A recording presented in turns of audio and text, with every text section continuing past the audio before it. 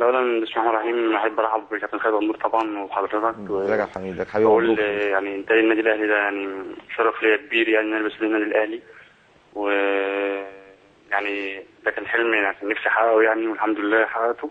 انما موضوع اللعب ودروبا لا انا رايح يعني ليه هدف معين ان شاء الله باذن الله، يعني مش هستعجل ان انا العب، يعني دي جهاز فني واكيد هو حسام جايبني عشان محتاج لي، يعني ان انا ابقى يعني عنصر من عناصر النادي الاهلي كتيره يعني. فان شاء الله يعني الموضوع اللي هو اللعب ومش اللعب ده لا مش مستعجل عليه، وان شاء الله باذن الله يعني بدل ربنا خمسة. ده انت لسه 5 ما شاء الله. طب خالد ممكن ناخد انفراد؟ اتفضل. ناخد انفراد نلعب حبيب. حبيب خلاص انت رحت النادي الاهلي. خلاص عايز منك انفراد.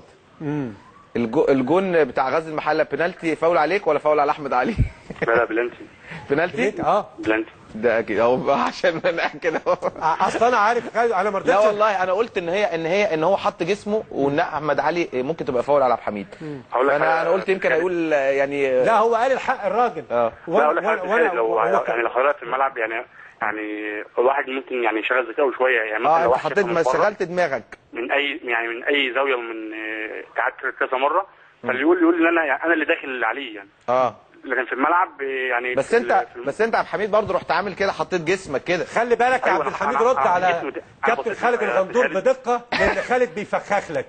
لا والله يعني خالد عايزك تبدا مع النادي الاهلي ليه؟ تبدا بفخ. طب اقول لحضرتك حاجه، فخلي بالك منه. طب انا قلت له كده ومش هو اللي بيرد. طب هو ممكن يقول لاحمد علي لا مش بنالتي. لا هو الراجل قال الحق.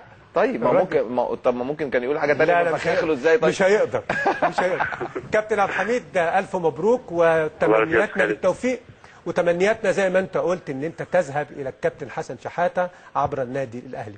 الف مبروك كابتن. ان شاء الله. نرجع تاني.